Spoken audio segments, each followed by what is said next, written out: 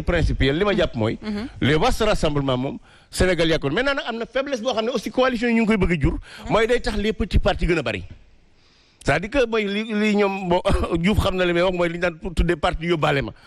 c'est-à-dire bon évidemment Sénégal ëppul parti Sénégal ci Afrique bon Boubacar xam nañ dara am na dëkk yu mu xam yoo xam ne la fa nekk ci parti moom amul Sénégal mais ba léegi am nañ parti te li ko indi li ko yombal bokk na ci soo élection ñëwee nga tafu fenn ñu yóbbaale la xëy nga am benn conseil wala ñaari conseil léeg-léeg nga lijjanti ba am ministre wala député je crois que yu mel noonu war nañ ko xalaatal ba coalition daal benn programme di ko lal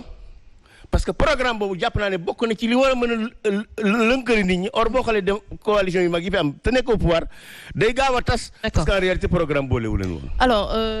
Omar Faye ñu gis ne que quand même coalition bi bu mu juddoo amaana manque de communication moo tax yenn frustration yi am yow nga ne lan nga xamoon coalition XXL alors lan nga ñu mën a wax ci coalition grande coalition de l'opposition bi. man li ma jàpp. il faut qu'on aille vers un ndëpp des coalitions. c'est-à-dire. dañuy taxaw di wax naan ay assises sur l'éducation ay assises sur l'agriculture ak tel war nañ ko xool aussi ci coalition politique yi alliance désalliance contre alliance pour accéder au pouvoir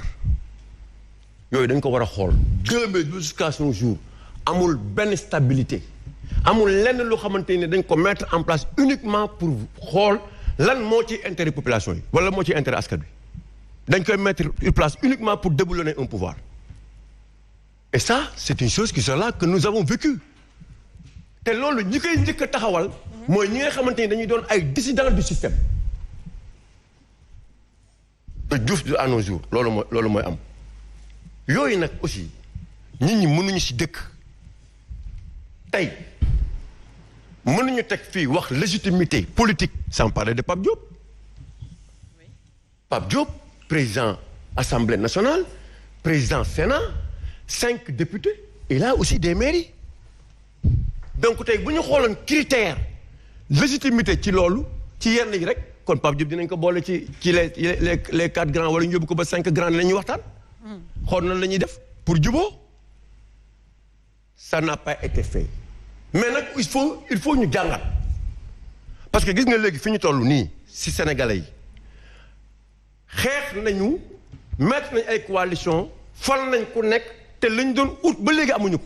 te askan wi dañu bëgg a mettre en place une coalition moom ci nii la ñuy bëgg dinañ ko am intérêt yi ñu bëgg population yi dinañ ko am bañ ko teg si bu ñu faloo président bi nekk fii premier ministre bi jóge ci beneen parti ñu ne noo kii ñoo def coalition dañuy waxtaan parce que déggu naa kenn mu ne dañu négocier 9 mois avant négocier mooy waxaale. oui ñu ngi ci doon waxtaan. négocier mooy waxaale. marchande ba juboo marchande ba juboo mooy négocier te waxaale amu fi li ñuy xool ma nañ lañ mën a def pour génne Sénégalais ci situation bi ñu nekk. Ce sont ces formes de coalition là que les gens veulent maintenant. mais soo déggee mu ne négocier aussi. non est-ce que du ci par rapport ak charte bi mu wax. par rapport ak quatre grands yi dafa existé woon. ne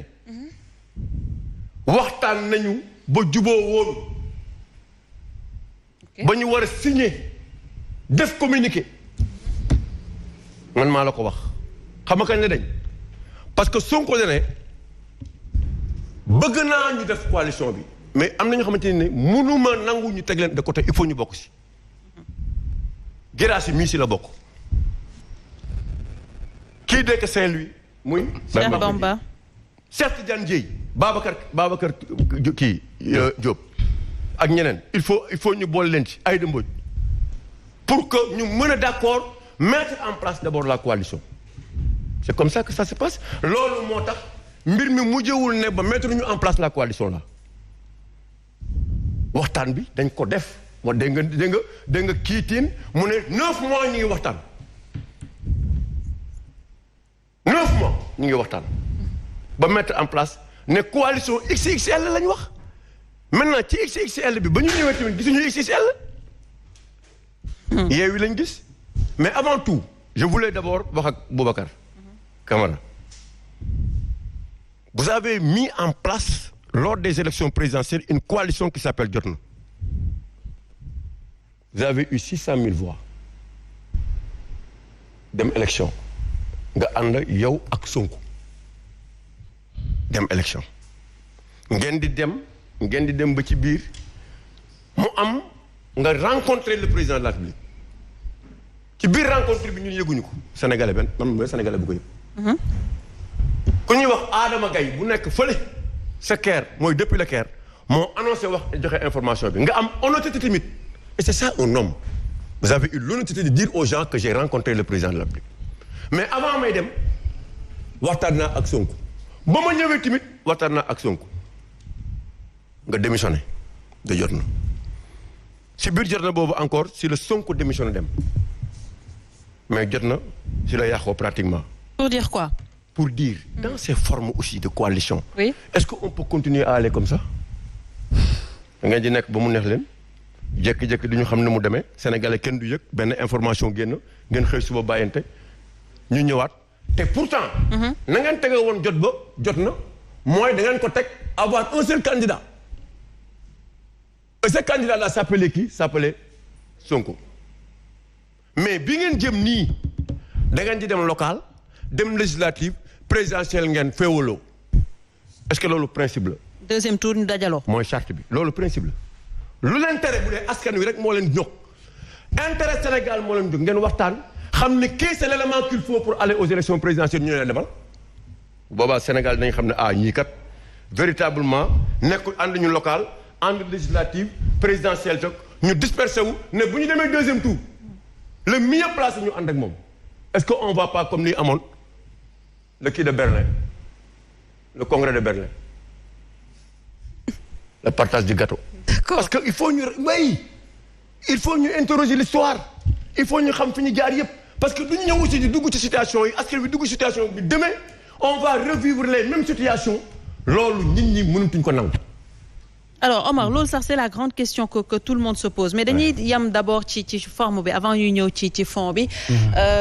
par rapport au logo parce que gis nañ également que coow boobu soulevé nañ ko yéen par exemple 4 grands yi waxoon nañ ne que dañoo am ambition peut-être ouvrir ñoom si seen waxtaan naroon nañ ko bokk ak ñeneen mais pourquoi alors choisir le logo choisir couleur yi dem sans pour autant ñu discuter ci ak ñeneen est-ce que fallait pas ouvrir d'abord avant de choisir tout cela. Oui jërëjëf alors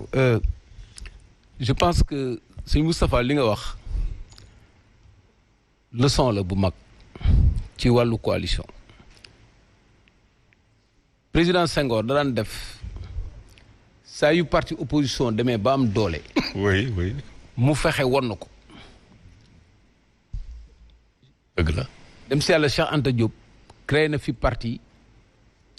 bu ñuy wax FNS. Front National Sénégalais. En 1964 Front National Sénégalais. créé fi BMS. mais bu ñu ñëwee ba ci kanam rek. da ngay gis bloc des masses sénégalaises mu jël ay kàngaamu parti bi récupérer leen parti bi nax saay bi muy créé RND parce que man RND laa bokkoon 76 ba 79.